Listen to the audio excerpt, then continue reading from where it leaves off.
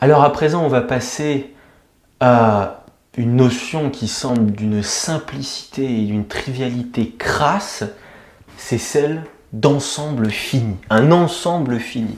Alors intuitivement, on sent bien ce que c'est.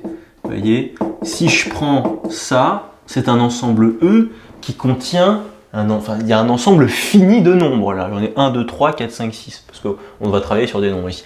Là, et en plus, a fortiori, on est capable de dire ce que c'est que le cardinal de E. Le cardinal de E, vous savez, c'est le nombre d'éléments qu'il y a dans E. E étant un ensemble fini. Voilà. C'est pas un ensemble infini, c'est-à-dire que j'ai pas une infinité d'éléments dans mon ensemble. On a un ensemble fini, donc cardinal de E, c'est 6. Bon, rien de compliqué jusque-là. Mais alors, qu'est-ce que ça veut dire qu'un ensemble est fini? Bon, a priori, intuitivement, ça semble parfaitement logique. Enfin, il n'y a rien à démontrer, enfin, on peut le poser. En fait, c'est plus subtil que ça, et derrière ça, il y a une rigueur très subtile qui se cache. En fait, un ensemble E est fini, est dit fini. Alors, soit c'est l'ensemble vide, soit c'est l'ensemble vide, a fortiori il est forcément fini l'ensemble vide, puisqu'il n'y a rien à l'intérieur, soit, si ce n'est pas l'ensemble vide, comme c'est le cas ici, s'il existe un entier n, alors n il appartient à grand N étoile, du coup, il existe un entier n, tel qu'il existe une bijection entre E, entre les éléments de E si vous voulez, et 1 sur n. Oula, qu'est-ce que ça veut dire ça? Qu'est-ce que ça veut dire? En fait, oui, je vais le prendre dans n étoile parce que j'ai commencé à 1. Alors déjà, la bijection, ça en fait râler plus d'un parce que je sais que ça n'est pas une notion qu'on aime trop. On a pris combien? On a pris 6. Oula. De toute façon, on va la revoir en détail lorsqu'on va étudier les injections et les surjections. Mais ça, vous en faites pas, ce sera un petit peu pour après. Une bijection, qu'est-ce que c'est? Je pense qu'en terminale, vous voyez le théorème de la bijection. Vous savez, c'est lorsque vous avez une fonction strictement croissante, enfin, strictement monotone, continue, etc. Machin. Bon, on va voir tout ça en détail, bien sûr. Mais en gros, ce qu'il faut que vous compreniez, c'est que il faut qu'à chaque élément de E, je puisse faire correspondre un numéro d'ici, et un seul numéro d'ici. Et tout comme il faut qu'à cette suite de nombres-là, je puisse associer un seul et unique élément de E. Ça veut dire, en gros, alors là, bien sûr, n, il est égal à 6, c'est mon cardinal, n est égal à 6, c'est-à-dire que par exemple, lui, je vais l'associer à 1. Lui, je vais l'associer à 2, 3, 4, 5. On aurait pu en choisir une autre, hein, mais il existe au moins une bijection telle qu'on a ça. Voyez. Là, j'ai bien une bijection de E sur...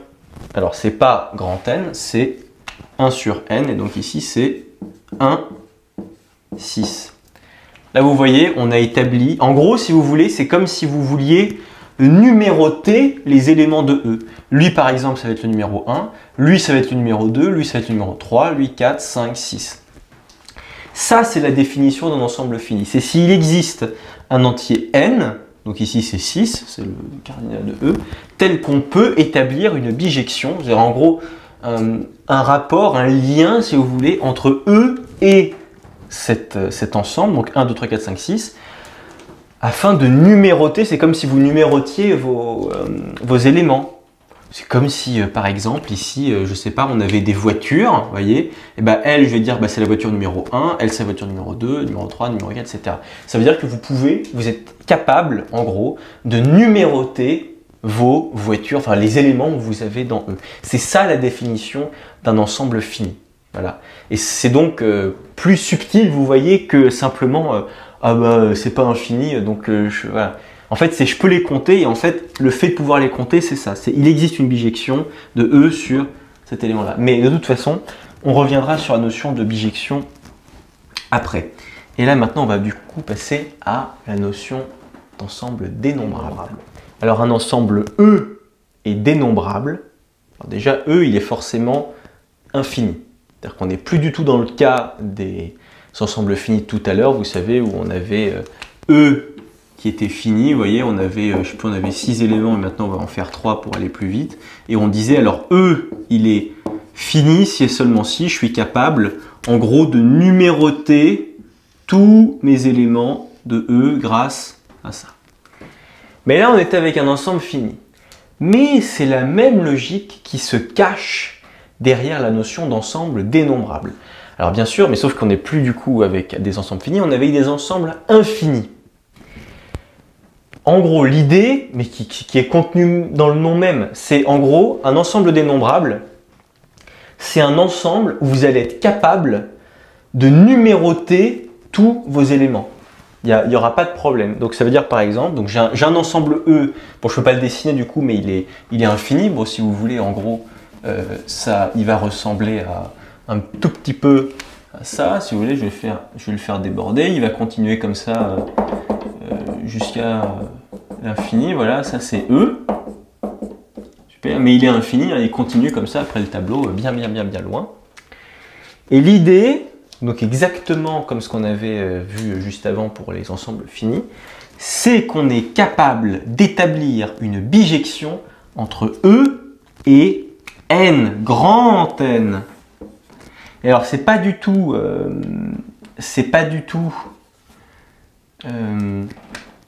comment dire, je sais plus ce que je voulais dire, c'est, en gros vous devez établir une bijection entre E et N. E, il est dénombrable si et seulement si vous pouvez établir une bijection de E sur N. Ça veut dire que vous êtes capable de numéroter 1, 2, 3, 4. Vous êtes capable de numéroter tous les éléments que vous avez ici. C'est juste ça. C'est-à-dire qu'en gros, vous allez associer chacun de vos éléments à un numéro. Il n'y a pas de problème. Et alors, on pourrait se dire, ah bah du coup, tous les ensembles sont dénombrables, il n'y a pas de problème, puisque genre, je peux continuer, enfin, je pourrais toujours trouver des entiers n que je vais pouvoir numéroter. Eh ben non, eh ben non. Je vais vous donner un ensemble qui n'est pas dénombrable, c'est R. R. Pourquoi est-ce que R n'est pas dénombrable? Bah, je vais essayer de vous donner une idée de pourquoi. Là, vous avez, par exemple, là on a l'axe des réels. Okay. Là, vous avez 3, l'entier naturel 3. Et là, je vais prendre 3,5. Bon, c'est juste à côté. On est sur R, donc pas de problème.